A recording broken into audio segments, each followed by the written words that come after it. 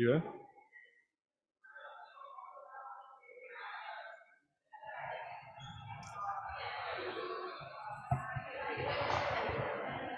Je peux commencer? Good morning, everyone.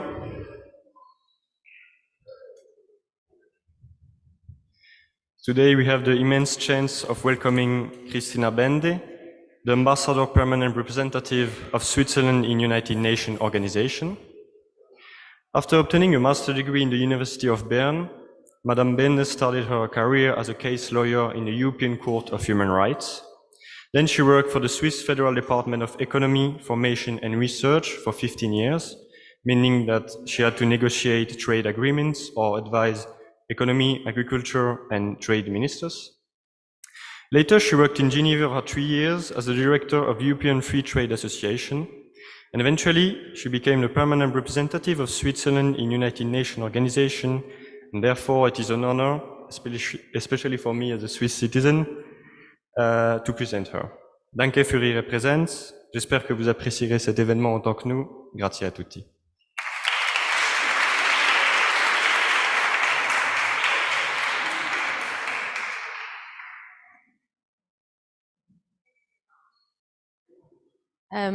Can you hear me on the microphone? Yeah, okay. Thank you very much for the nice introduction. Indeed, my background is first in human rights and then in trade, and now I came a little bit, hopefully, to combine both by working for, I think, what is the biggest and most important multilateral organization in the world, which is the United Nations. So today, because the topic of today is ambassadors in a digitized, increasingly complex, fast-paced world, I just want to give you my personal impression on what this means for me as an ambassador and for Switzerland as a whole. And also, if you allow me, because I was told I have 15 minutes time now, also to explain a little bit what we do on a daily basis here at the Rome-based agencies as an ambassador.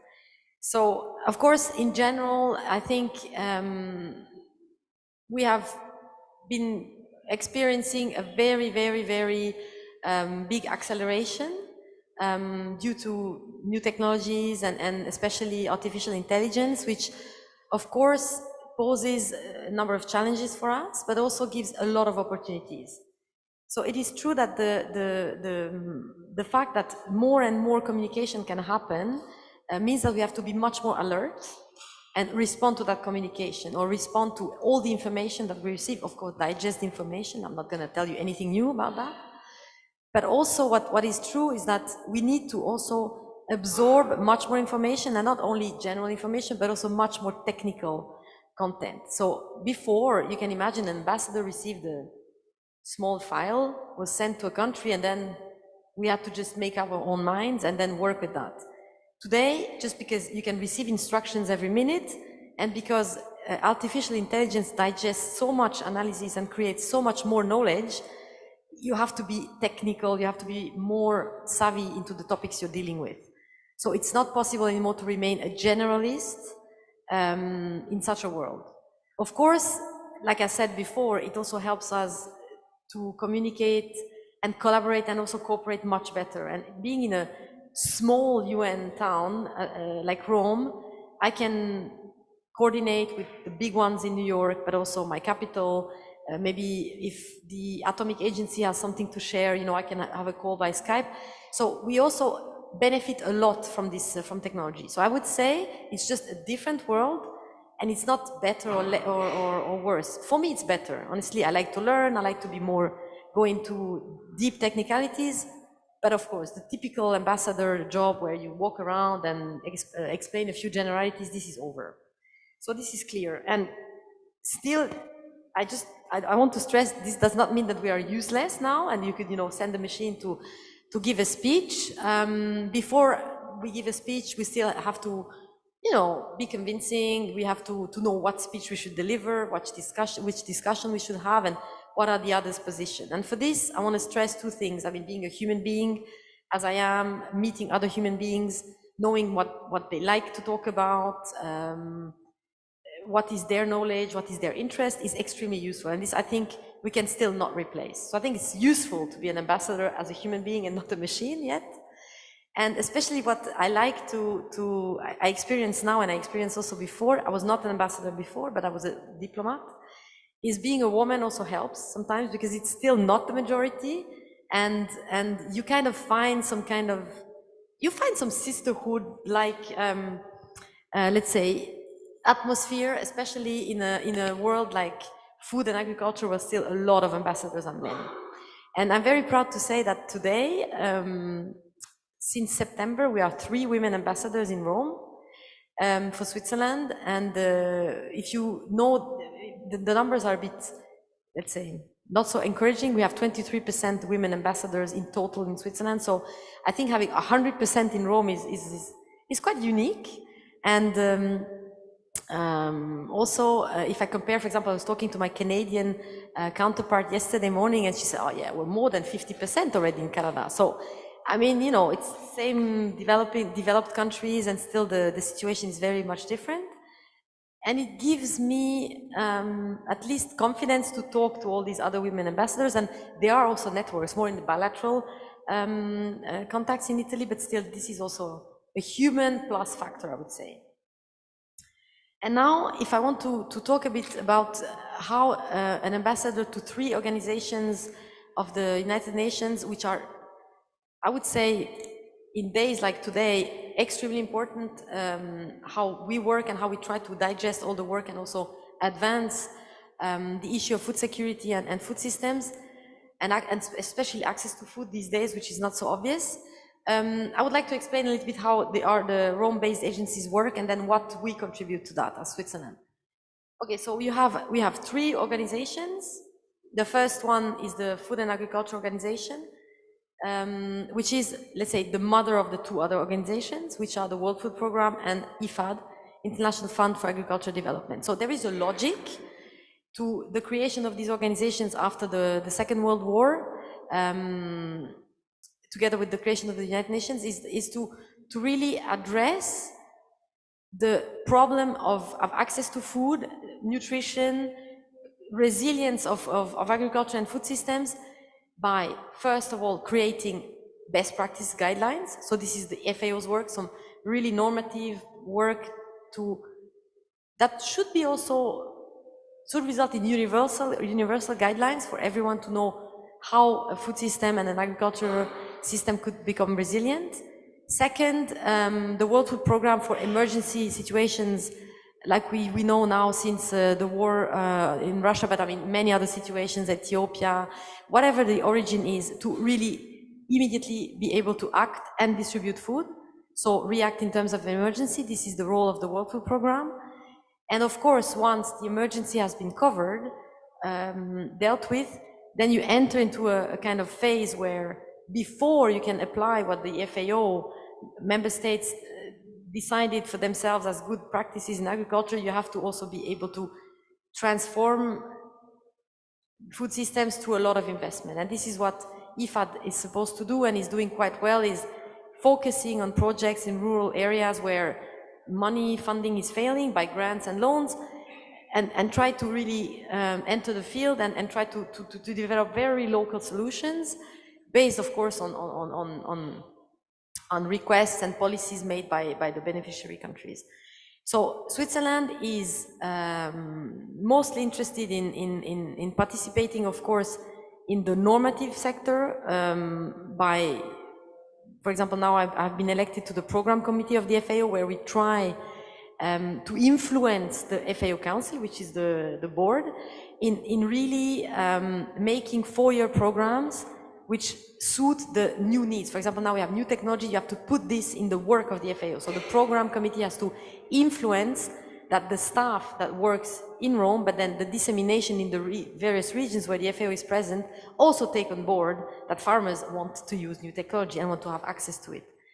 And then, of course, being in the board of IFAD, for Switzerland, we want to link what we do at the FAO and say, so now you have to really check that where your loans and grants go, also take into account the needs for new technologies and the application of those to the farmers, and mostly to cooperatives who want to work with IFAD. So we see a continuity, but, and now I want to come to that, this continuity is not necessarily, although it's in the same city, it's the same people sitting there in different rooms.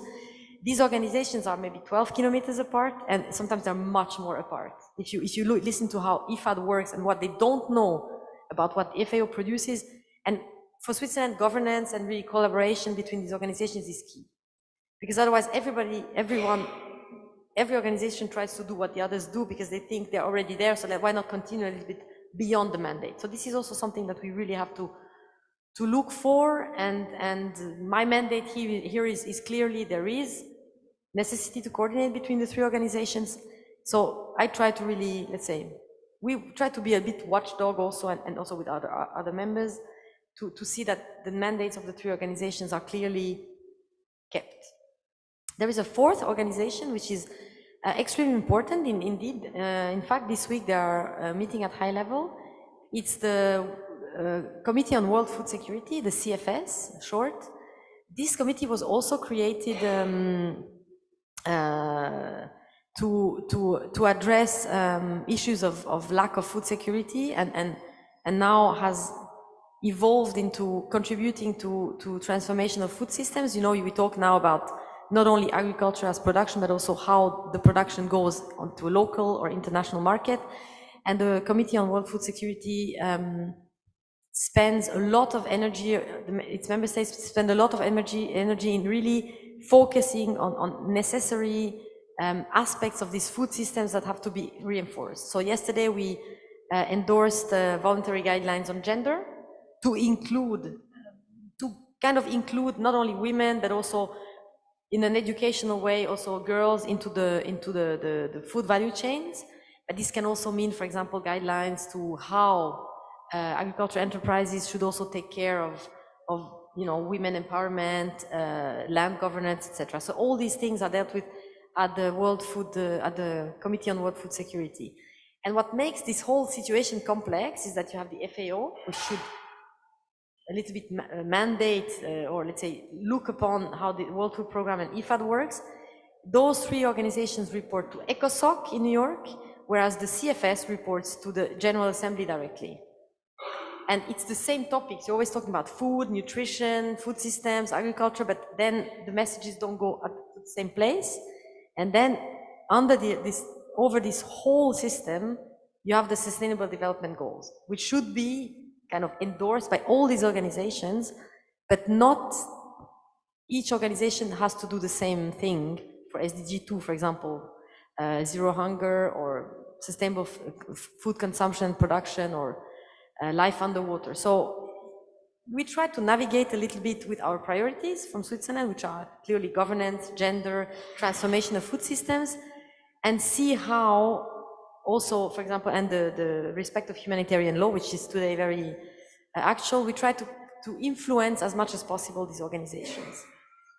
You have to know that in my team, we are 6 people in total for these 4 organizations, let's say, and we are not the biggest contributors to the budget. I mean, we do have 100 million budget, for example, to the World Food Programme, but the needs of the World Food Programme are 20 billion. So, the actual budget is around 10 billion, so we are not the biggest contributors. And this is the same at the FAO and the same at IFAD. So what I like to say is we try to put in more human resources in terms of thinking together with the others, rather than because we are not putting as much money as the United States are doing, for example. So we have 3 angles. So we participate in boards where we can to influence the governance, the management, the governance.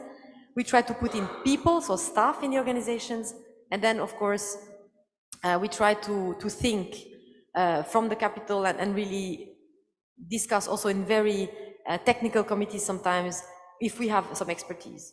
So we bring in experts to Rome, it's not so far away. In hybrid times, we can also do that online, and we really try to influence where we think that we have an expertise, we try to share it with these organizations. And lastly, I want to say, sometimes it looks like a small thing, but creating a working group or creating a group of friends to influence the work of an organization can sometimes be very efficient. For example, now we have developed a new policy within World Food Programme, which will give rise to a new division in the World Food Programme. So this is something that we are extremely proud of. And this was done at very technical level in Rome, of course, with the necessary technical and intellectual support. But this helps us as diplomats, not only myself, but also my colleagues, to influence really the work of these organizations. And although there are even more people than before COVID suffering from hunger, and a lot of people still suffering from malnutrition, some countries have gone way above the expectations they had sometimes around the 90s, and some countries, unfortunately, due to climate change and, of course, wars and insecurity, and all these fragile contexts in general have, of course, worsened. So the work is not done. We'll see what happens beyond 2030, but at least that's how we engage here in Rome. So that's what I wanted to say as an introduction. I don't know, maybe I didn't cover everything you are interested in, so that's why I think it's better to open the discussion now, right? Thank you.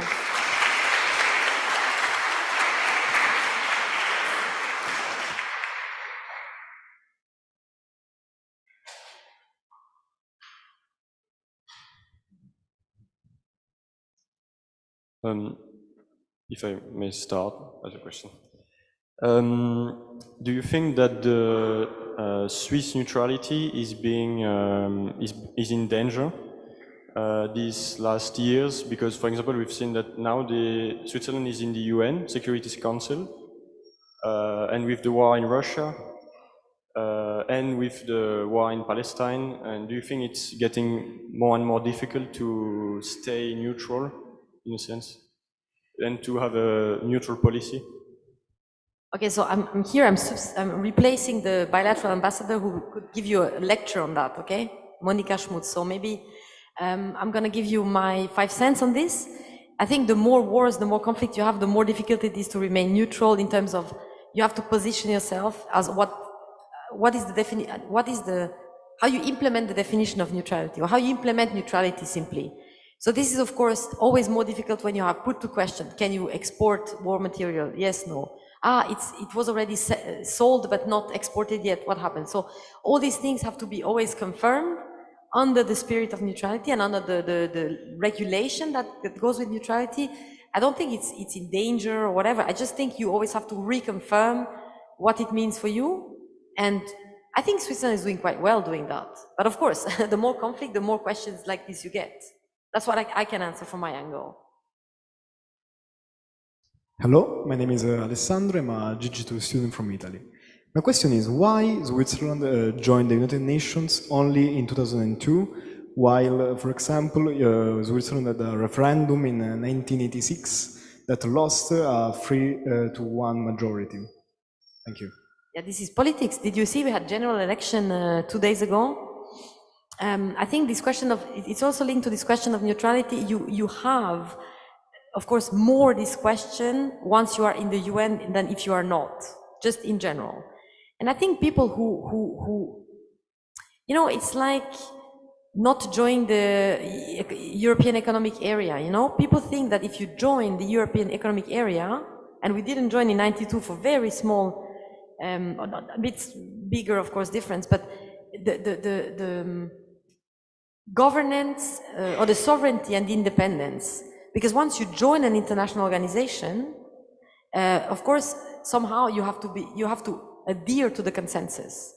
And it's more difficult to keep all your prerogatives and all your way of doing if you are in an international organization. Nevertheless, I think what convinced in the end the population is that we have nothing else to keep peace or to try to keep peace in the world than the UN. And obviously, being in the middle of Europe is practical, so you could avoid this for a moment, but let's be honest. And also, you cannot influence the UN if you're not inside.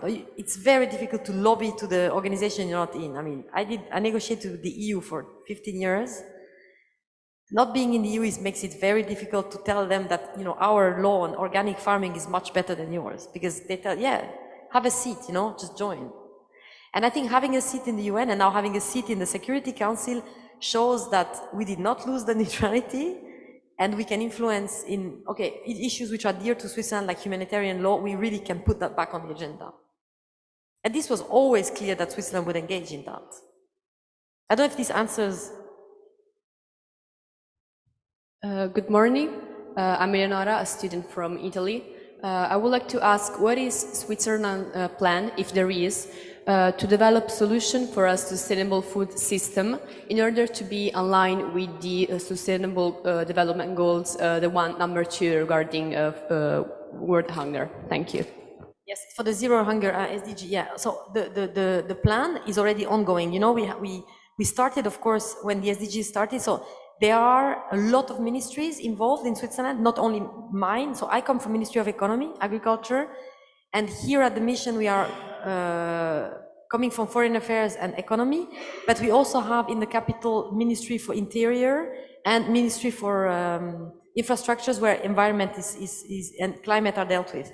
So all together, there is a national plan, and for SDG 2, of course, there is not only engagement in Switzerland to implement, for example, let's say facilitation to markets, etc. Also, the Switzerland has to do the job, and you know, now in Geneva there is a new law, a new article on the right to food, for example. So we do implement nationally, but I think you're more interested in the international dimension. So there, we believe very strongly that we do not talk about agriculture in a silo anymore, because, like I said before, producing a product that is not resilient, or that impoverishes, for example, the soil, does not have any sense.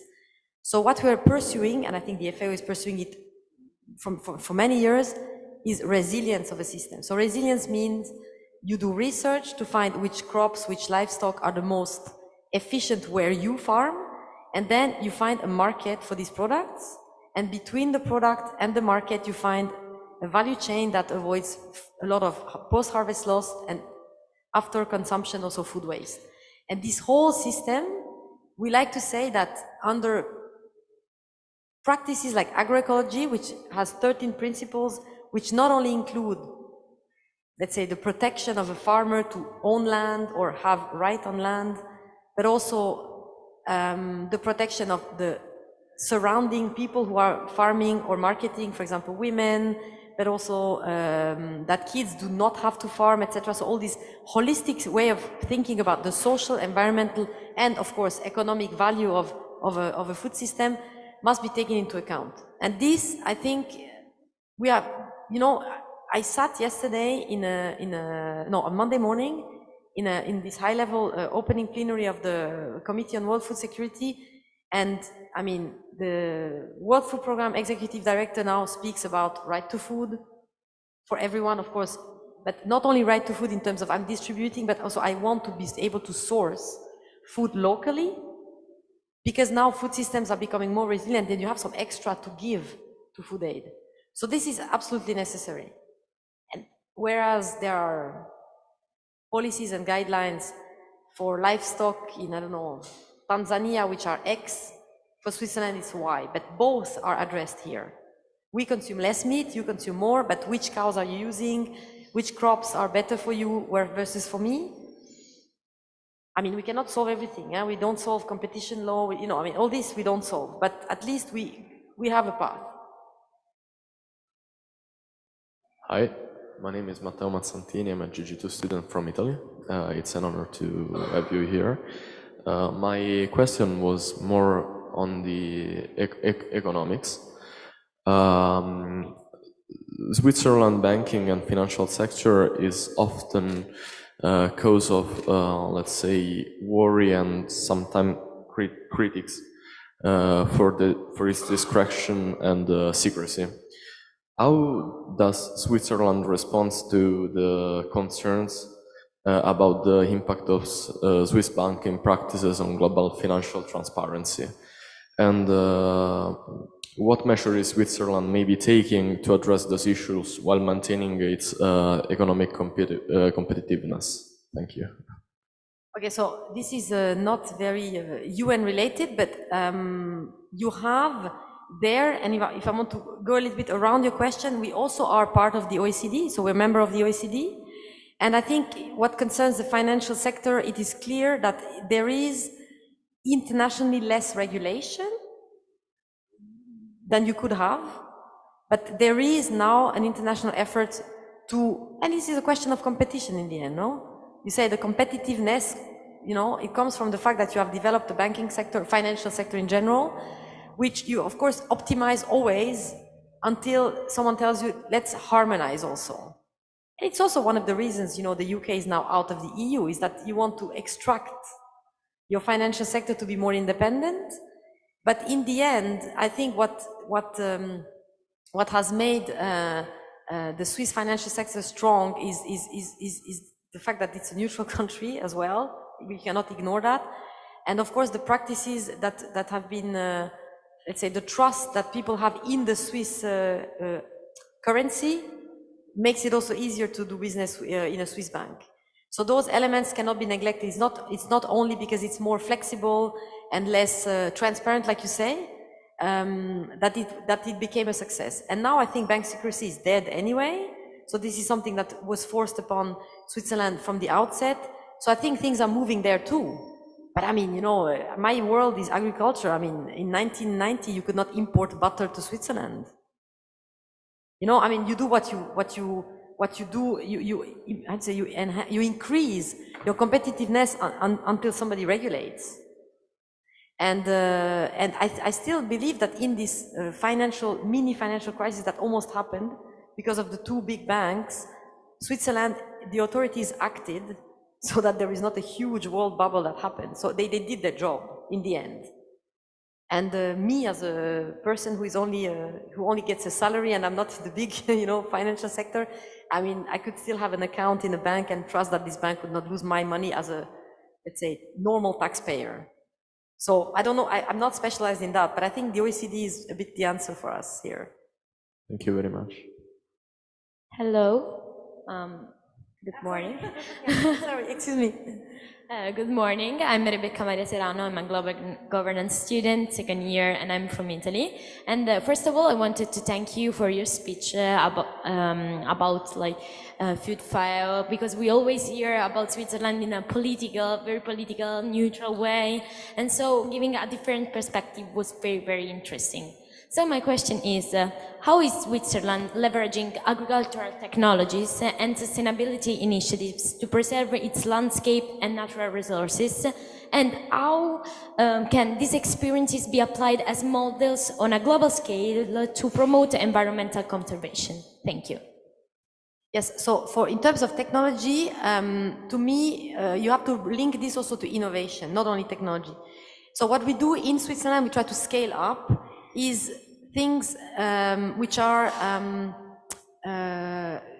for example, crop selection. We don't do like GMO. I mean, there is some research on that, but more normal crop selection to make crops more resilient and also less dependent on fertilizers or pesticides.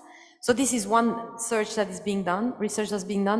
We are extremely strong in developing more efficient and more productive organic farming, which goes into the same direction and can be, of course, not necessarily only scaled up or immediately scaled up, but applied in areas where people just simply don't have the means to buy fertilizers and still think organic farming does not bring me so much yields, so I'm just going to give up.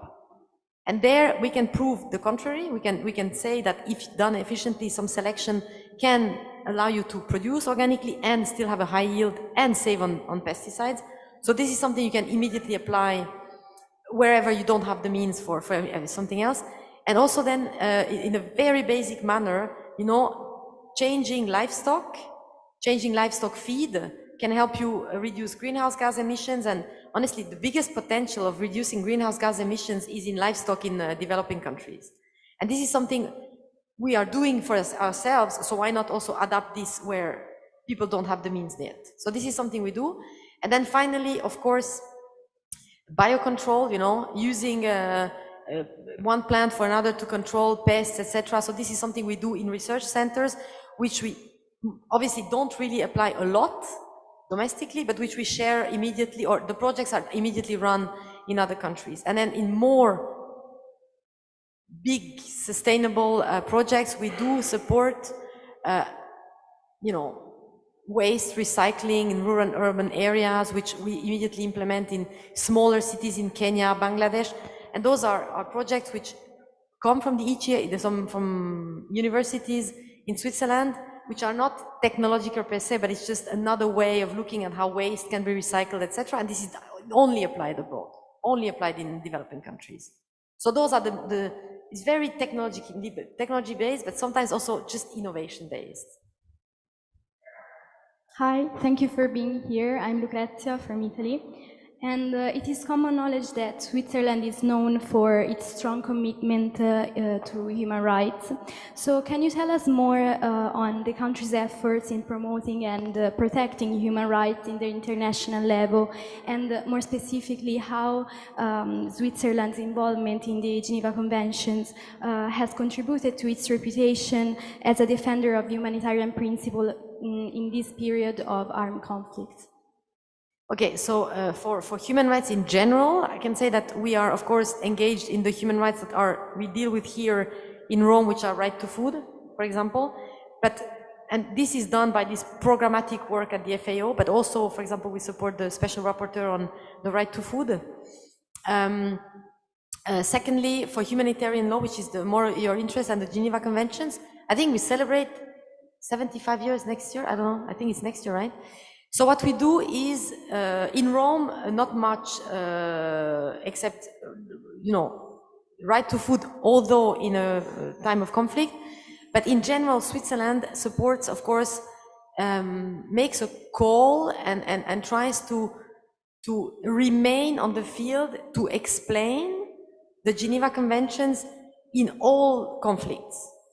And the fact that Switzerland talks to both sides in a conflict to remind the rights of the civilians, the humanitarian law in general, and which convention should be respected by, armed forces, etc. Not, those things are done at a very, let's say, practical level, distributing the conventions, but also in Geneva, in New York, now at the Security Council. This is the phrase and the sentence. I mean, we said that at the FAO yesterday also. Like, there is humanitarian law, you are part of it, so respect it. Whatever you do, whatever self-defense, whatever action you are undertaking, you are still bound by the Geneva Conventions. And this is something which, even being neutral, I mean, and especially being neutral, we have to continue. And yeah, we are the guardians of those conventions, so we also do, of course, a lot of marketing around them without being necessarily in a zone of conflict. So every ambassador around the world will have that in their pockets and say, look, this is the basic instruments, yeah.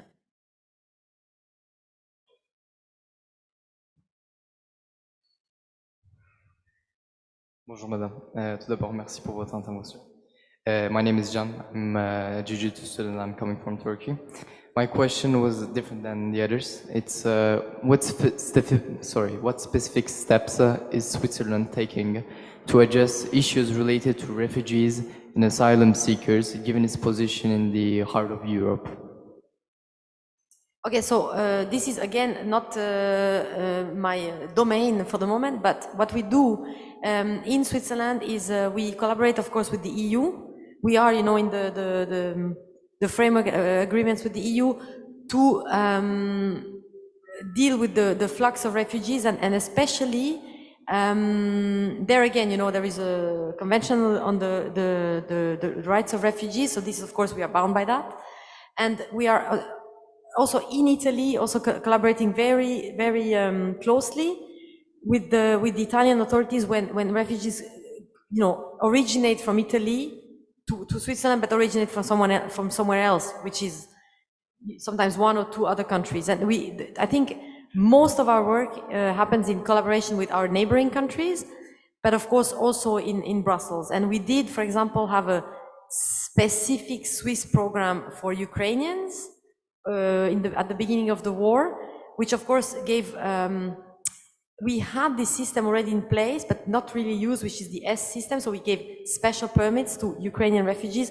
So those are very individual solutions at national level, but for the rest, we collaborate with our neighboring countries and of course Brussels, the EU. Yeah.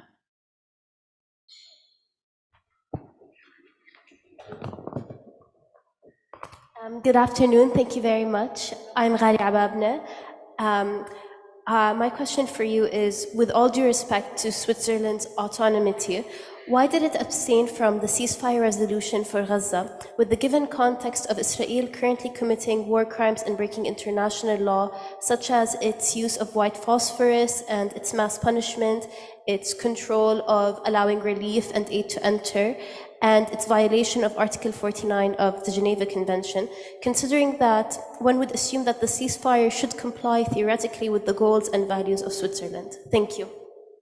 At the Security Council, you mean? Yes. I don't know how to answer this because I don't know. I've not been informed why. I'm so sorry. This is New York based. I don't know. Good morning. I'm Alessandro Bevilacqua, a global government student from Italy, and I wanted to ask you a question about, that is more a technical question about the food system and the supply chain, moreover, because there are some countries like Zambia, like Kenya, or like Uganda that have not marketed places, not marketed staples. And I wanted to ask, how can we improve this part of the supply chain? And moreover, I wanted to ask also, how can UN act when there is a situation in which there is an influence of the geopolitics, for example, a competition between states or a war? So how to improve the access to markets, or I don't understand the question very much, very well, sorry. That is more for how can UN interact with the states that have non-marketed staples and maybe have also geopolitical influences, moreover in the supply chain. So how can we bring food, safe food to these countries? Okay, now I understand. Thank you. Sorry for the repetition. So, okay, there are two things. There are two things that can be done. So, in an acute situation, there is, of course, normally a very straightforward demand or request from a country for food supplies. So, this is the typical food aid that you have. And this is always based on the country's needs, right? And then there is a second element, which is the trade facilitation. So the idea here is to give the possibility to countries which are not yet resilient enough. For example, Egypt in the case of the Russia-Ukraine war. So the idea here is to expand, or let's say develop other sources of imports. Because, you know, being dependent on one supplier is always very risky, especially for countries like you are describing, who are not sufficient or don't have even stocks in terms of staple food. And this we try to do, of course, not entering the space of the World Trade Organization, which is negotiating other rules for trade. The FAO has capacity to help facilitate trade when a country seeks to diversify its imports. But of course, the ultimate idea is that to a certain extent, Switzerland is at 50%, you could supply your own food at home. This needs the transformation from a cash crop that brings you a lot of money, and that's why you maybe produce cocoa instead of carrots. So this is the idea behind making countries and governments aware of do they really want to bet on cash crops, or do you want to diversify your agriculture? And we, as Switzerland, strongly believe the more diverse, the more resilient, and the more, especially to crises and wars you are. But, I mean, we respond to requests by countries. And like you said, these geopolitical, let's say, fights, let's say, power games, what can you do? I mean, they have to want it, you know. Hello, good morning. My name is Devisha. I'm from India. In reference to what you were saying earlier about the functioning of World Food Program, IFAD and PAO, you said that they're all striving to work towards their SDGs, but they don't have to do the same things to get there. So I was wondering if you could shed some light on the process, how you organize yourselves such that your initiatives and your trajectories don't overlap each other. because your field of, the concerned field is interdependent and it's very much related to each other. So you mean you as the different agencies of the UN, or we as Yes. Switzerland? No, the different agencies of UN, IFAD, FAO, how do they come up with initiatives and make sure that they don't overlap with each other? Yeah, this is excellent, because I don't know. So I want to ask you, what would you do? I mean, there is, in theory, there is a clear rule, you know, a clear, let's say, distinction of mandates. There are clear mandates. But of course, in the end, you want the result to be achieved. So, you know, if you're efficient achieving a result, and there is a lot of monitoring and evaluation done for each of the programs, for each of the projects that all these three organizations implement, where after a very short time, member states get an evaluation, then think, okay, so this was not efficient. Shouldn't you let others do it? But what is true is that on the field, you have regional bureaus of these three organizations, and sometimes I have the impression they overlap because they don't know from each other's activities. This year, a memorandum of understanding was signed between the three organizations to collaborate better. The three heads of these organizations traveled together, I think, to Sudan, and they realized for the first time, my goodness, we're doing the same thing, but using 3 times the resources. Maybe I'm exaggerating. So there is because they get along, because they meet regularly, just, you know, humans meeting, and this is also diplomacy. They have to think, we have less resources, we need to collaborate better, because we won't have the money to everybody doing the same thing. I think the money is the answer in the end. Hello, my name is Parnia, I'm from Iran, and my question is actually related to what my colleagues can ask it, is about the migration policy in Switzerland, but more precisely, I wonder to know that how about how the migration policy is about the immigrants that are illegally seeking for a better life of the poor economy countries, or the social ones? Is it more supportive, or they are subject of the law? I mean, they would be considered illegally and they would not receiving support once they arrive in Switzerland. Okay, so there are let's say two channels here. The first one is the refugee channel. This is clearly defined. I think you know that much better than me. And the second is the economic so-called refugee. So it's not a refugee, first of all, it's an economic migrant who comes to Switzerland and is subject to a legislation which is not independently drafted by Switzerland only, but like I said before, in collaboration also with the whole European Union, because being where we are geographically, we cannot independently decide what we want. And then, of course, the result of this is that you have a kind of distribution of let's say, burden is a bad word, because these people are workforce. So, of course, politically, you would have to change certain laws to respond to the lack of personnel on the work market. But if the politics don't want it, what can you do? The laws don't change. And 3 days ago, we had a general election that put our parliament more to the right, for the reason that people think there are too many people in Switzerland and they want to limit Switzerland to 10 million people. And I am an employee of the state, of the government, so I have to apply this. And so as a citizen, I can go and vote secretly what I want, but this is the law and this is what the parliament votes for. So the reply to your question, yeah, it's the law, and they would be considered illegal. Of course, not the Europeans, and then there are special conditions. Even, for example, you are Indian, right?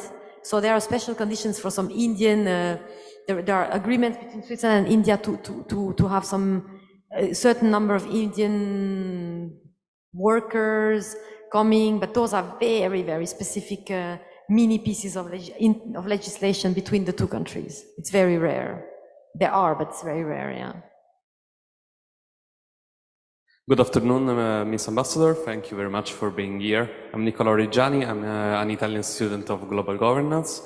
I had a really short question regarding the bill, the Swiss and Italian bill regarding the cross-border commuter agreement between Switzerland and Italy regarding Italian and Swiss workers on our borders.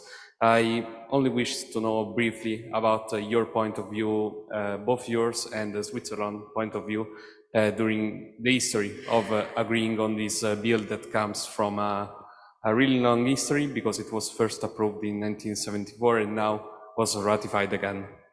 So this is the law on cross-border workers. I have no opinion on that. I mean, this is a law that was drafted already at the time to cover the needs of the Swiss market. But of course, the evolution of the let's say the labor market at the border, but it's the same in France. Huh? I mean, I was living in Geneva previously, and during COVID, you know, there were all these questions about how do we now regulate these workers who are actually not even coming anymore because everybody's working from home. Versus we need all the workers we can to work in hospitals, but then the French don't have enough personnel because these people are employed in Switzerland. So just to give you very not clear answer, I think when the labor market evolves, those conventions have to evolve for the benefit of both, you know, not only for Switzerland because the wages are higher or the labor market is bigger in Ticino than in the neighboring region. You know, it has to you know, agreements are a win-win result. Otherwise, you don't sign an agreement. So it must work for Italy as well. Thank you very much. I have another question. Do you think Switzerland should increase its food independency? Because I think we have 52% of food independency, so we produce. But do you think it would be interesting to increase it, or it's not necessary because we have already Europe that can trade with us anyway? Because I think it was an idea of UDC, a party that wanted to increase to 56.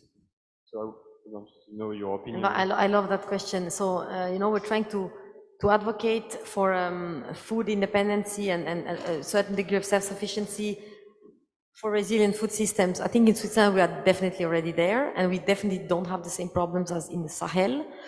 And yes, you're right. For me, and I think for the majority of the Swiss citizens, a region is not a subnational thing, but a supranational thing. So we are in the region of Europe, and we benefit from being in the region of Europe and the diversity of its agriculture.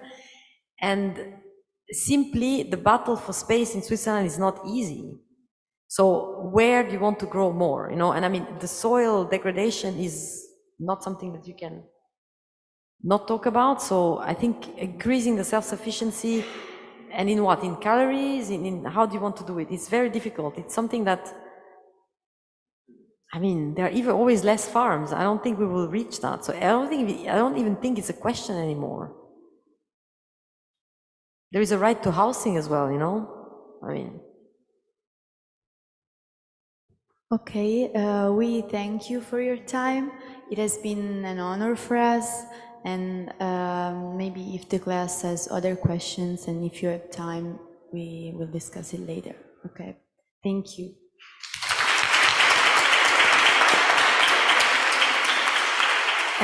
Thank you very much. I just want to thank everyone, and sorry for not being able to respond to all your questions, depending on my mandate, but for me at least, it was a very, very good live experience, so don't hesitate to invite Switzerland again. Thank you very much.